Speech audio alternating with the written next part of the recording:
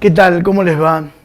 Otro programa de Sepia, la historia de Esquel en fragmentos que nos remontan un poco a ese color de las viejas fotos, no en blanco y negro, sino con esa frescura o ese ánimo de misterio que tienen los testimonios fotográficos.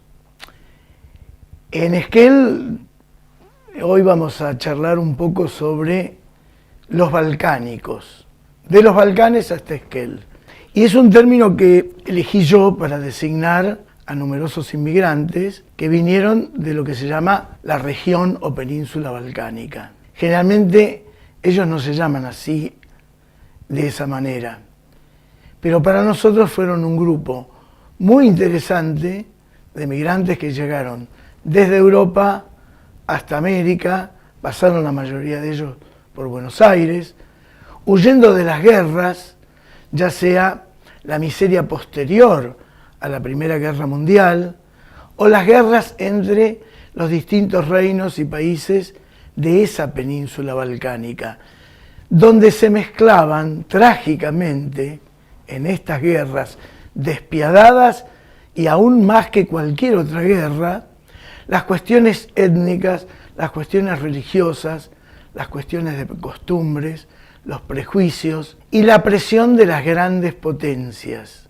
especialmente el Imperio Otomano, luego la República Turca, el Imperio Ruso y luego la Unión Soviética, y por supuesto las presiones económicas y políticas de todo Occidente. Entonces vamos a encontrar países, estados, pueblos, serbios, bosnios, macedonios, croatas, albaneses, búlgaros, rumanos y otros grupos también eslavos, un poco más al norte, húngaros, polacos, rusos, checoslovacos.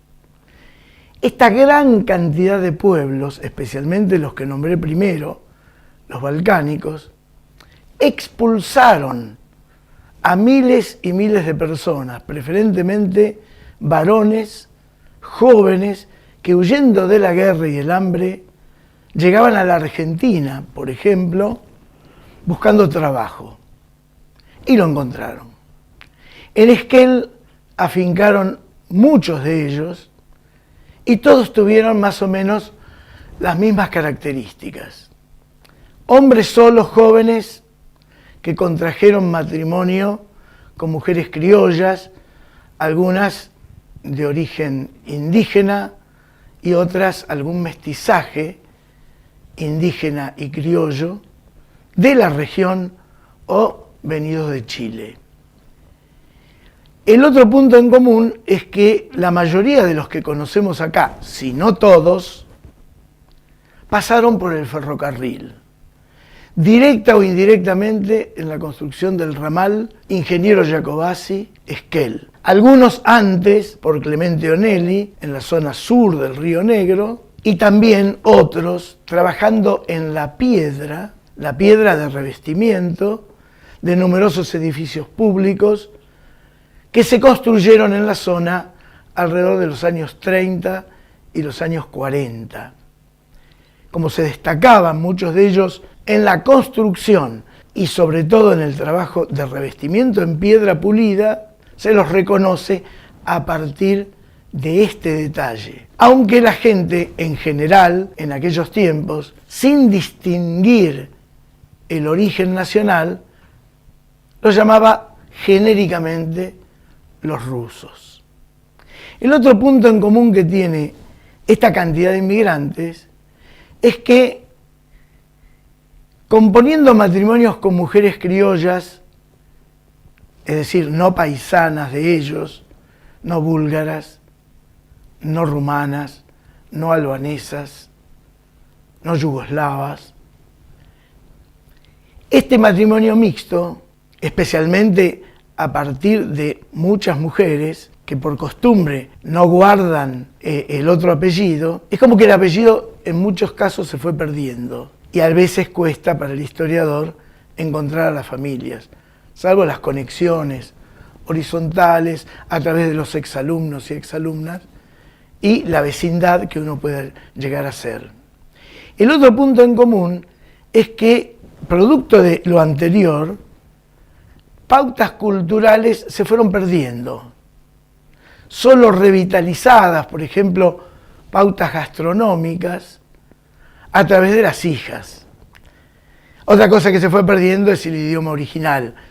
No todos lo hablan, no todos sus descendientes lo hablan, aun cuando los podemos reconocer a partir de un apellido netamente yugoslavo o netamente de origen búlgaro.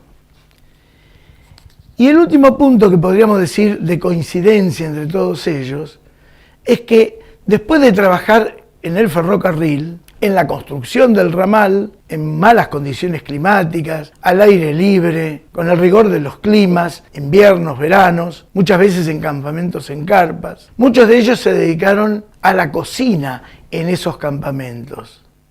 Otros se dedicaron a ser capataces, por cierto don de mando que tenían, por cierto carácter fuerte, y porque en general las empresas que trabajaban para el Estado en las construcciones ferroviarias consideraban que estos inmigrantes solían ser duros como para ordenar y mandar a numerosos trabajadores al aire libre en la construcción del ramal.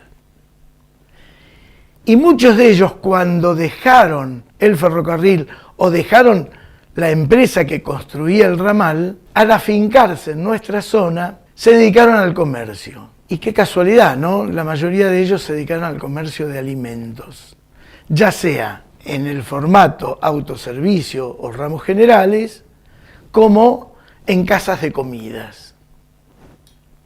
Excepcionalmente tenemos uno de apellido griego que tuvo un hotel y que en virtud de la ascendencia, su hija doctorada en farmacia, le puso a la farmacia un nombre relacionado con el origen de su padre. Excepcionalmente, este hombre, que se llamaba Cristo Caralis, anduvo en nuestro pueblo ligado a la dirección de un club de fútbol, el Club Argentino, y no solo el hotel, que se llamaba Hotel Mayo, justo en la esquina de Alvear y Fontana, una esquina que no tiene ochava, no sé si ustedes la han visto, es el único que no casó con una criolla porque tengo entendido por las entrevistas que hice que su esposa era griega. Les voy a dar estos datos. Yo creo que la mayoría de ustedes, con o sin imagen, lo van a poder recordar. Farmacia Atenas, que es lo que acabo de mencionar, la hija de Cristo Caralis. Despensa Albania, en Rivadavia y Fontana. El único caso de albaneses que no tuvieron descendencia, pero eligieron a una, creo que era una sobrina o una ahijada, para continuar con el comercio mientras ellos se retiraban. El hombre albanés se llamaba, y voy a tratar de decirlo bien, pero no estoy seguro, Shelo Emin, también venido del ferrocarril. Parrilla La Balcánica, yo no la vi, tampoco vi una fotografía, es una mención, pero sí en una fotografía vi cortado, porque la fotografía era del monolito, enfrente, creo que era una despensa o una verdulería, la foto cortada, el cartel cortado, decía La Balcánica. El Danubio Azul, tenemos algunas fotos que gentilmente me dio la hija de Antón Iliev, Dora Iliev, siempre colaboradora en los trabajos relacionados con la historia de los vecinos. El Danubio Azul fue, durante un tiempo, una casa de ramos generales en Volta y Alvear, construida por Antón Iliev. Tenemos algunas fotografías de Iliev con algunos compañeros, algún búlgaro o algún otro eslavo, diríamos, o yugoslavo, porque trabajaron muchos en la construcción del ramal, y también existe una fotografía donde se encuentran en un sindicato de la construcción anterior al peronismo en Bariloche. También hay un bar sobreviviente de los bares más antiguos. Se encuentra en la esquina de Almafuerte y Fontana. El bar se llama El Mayoco. El Mayoco es una estación y un paradero, un pequeño lugar donde paraba el ferrocarril. Está dentro de la estancia entonces inglesa. Y en El Mayoco hubo un trabajador que estuvo en el ferrocarril, que luego se jubiló, y que en un momento determinado, en esas casas de durmientes, levantó o ayudó a levantar el edificio precario y temporal para una escuela que funcionó durante unos cuantos años. Yo tuve la oportunidad de conversar con dos de las maestras que en el ferrocarril o por otro medio iban a dar clase a la escuelita del Mayoco. La escuela del Mayoco cerró antes de los años 80, en el año 72 este búlgaro falleció, pero en la década del 60 abrió un bar con su esposa, que era de origen indígena, muchos datos me los dio una de sus nietas. En esa esquina, el bar se llama El Mayoco, y debajo de El Mayoco, el cartel tenía pintado, muchas veces despintado, otras veces recoloreado, de Teodoro Merkov, de origen búlgaro. Interesante este bar, tal cual me lo comentó su esposa en una entrevista, porque durante mucho tiempo, en la década del 60 y parte del 70, enfrente el famoso prostíbulo comúnmente llamado de Doña Rosa, y los pasantes, los clientes del prostíbulo, a diversas horas, hacían la espera o el encuentro posterior en el bar, por una razón muy sencilla. A veces el prostíbulo estaba lleno de gente y generalmente en el bar las bebidas eran más baratas que enfrente. Bar El Mayoco, de Teodoro Merkov. También dos hijas de un yugoslavo, docentes ambas, me comentaron, una de ellas en particular, que su papá, cuando se afinca en esta zona, va a tener un bar, pero también tiene una fábrica de soda y también elaboraba una gaseosa con base de jugo de naranja. Había en ese lugar, 9 de julio y Alberdi, un cartel escrito en una pared. Yo tampoco le tomé la fotografía. Un día pasé, quizás con esa intención, y estaba repintado de blanco. Pero esa parte, diríamos, despintada del cartel, decía Bar y Fábrica de Soda, Lago Orit. El lago Orit es un lago precisamente en la frontera entre Albania y lo que era la ex Yugoslavia, creo que de la zona de Macedonia. Este fabricante de soda, acá nosotros hemos conseguido uno de los sifones que hoy un vecino gentilmente nos manda la foto porque colecciona este tipo de cosas antiguas, era precisamente de apellido yugoslavo, Gavrilovic. Y nos queda otro yugoslavo conocida también su hija docente, de apellido Nastovic, que también estuvo en el ferrocarril y también, afincado en Esquel, se dedicó a la comida, a la parrilla, al lugar de venta de comida elaborada. Cuando se termina la Segunda Guerra Mundial, excepto Grecia, toda esa región de la península balcánica y más al norte, Hungría, Checoslovaquia, Polonia, son parte de lo que se llamó el bloque oriental o el bloque socialista o los países influenciados conducidos, de alguna manera direccionados por la Unión Soviética. Esto hizo un efecto similar al de las guerras.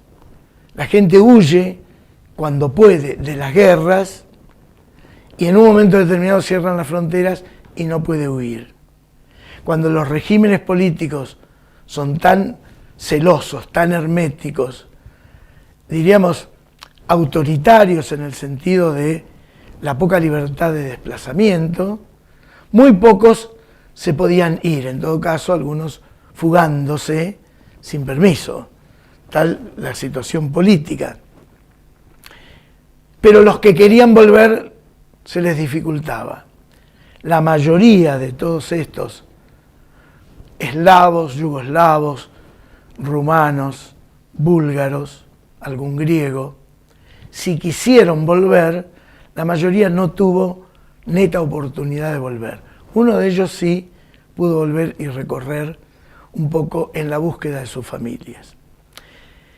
Quien tuvo una férrea decisión de mantener unidos esos pueblos y esos viejos estados dentro de la federación llamada Yugoslavia fue su líder comunista llamado Joseph Tito. A la muerte de Tito, que coincide más o menos con la disolución del bloque socialista y la Unión Soviética, los pueblos empiezan a abrirse, a buscar nuevos destinos. Pero ocurre una de las peores guerras del tránsito de fines del siglo XX al siglo XXI. Una guerra donde interviene la OTAN, Estados Unidos, Inglaterra, Francia, Dinamarca, y donde uno de esos líderes serbios se convierte en un criminal de guerra de esos que mejor no encontrarlos y a veces ni siquiera vale la pena mencionarlos. Milosevic, de apellido, sobre el cual cae el recuerdo trágico de miles y miles de masacrados en esas guerras étnicas y religiosas.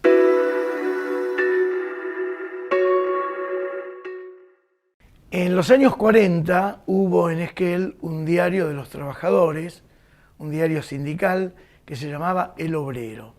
Estaba mencionado por muchos, pero yo no lo había conocido y mucha gente de acá ni siquiera lo recordaba. Un amigo historiador me avisa en el año 2008 que en la Biblioteca Nacional de Buenos Aires él descubrió sin querer 5 ejemplares, 5 números consecutivos del año 1941 del diario El Obrero.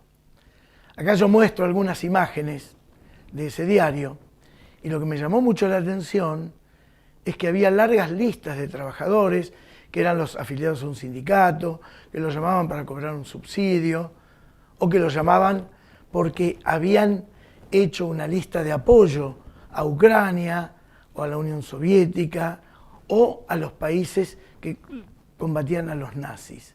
Y en esas largas listas aparecen húngaros, polacos, aparecen búlgaros y rumanos, albaneses y muchos de los que hoy podríamos llamar yugoslavos, es decir, de Serbia, de Montenegro, de la zona de Croacia, bosnios y macedonios.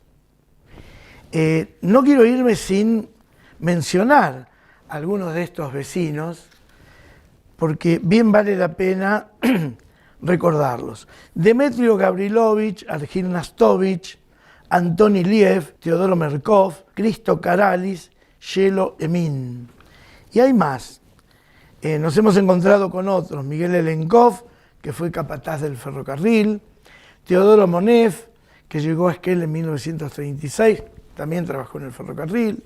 Uno que encontré en el diario Esquel, Donche Pavlovich, le decían un reportaje en el año 1960 en el diario Esquel. Boris Ivanov, que creo que estaba en alguna de las fotografías que mostraron, muy joven, también del ferrocarril y ligado a un hotel ferroviario frente a la estación de Esquel. Boris Nedmovich, esto me lo acercó una exalumna, entonces alumna mía, en la escuela 735, uno de los pocos que se dedicó al trabajo de chacra cuando vino por acá por la zona. Y la gran cantidad de nombres que aparecen en el diario El Obrero.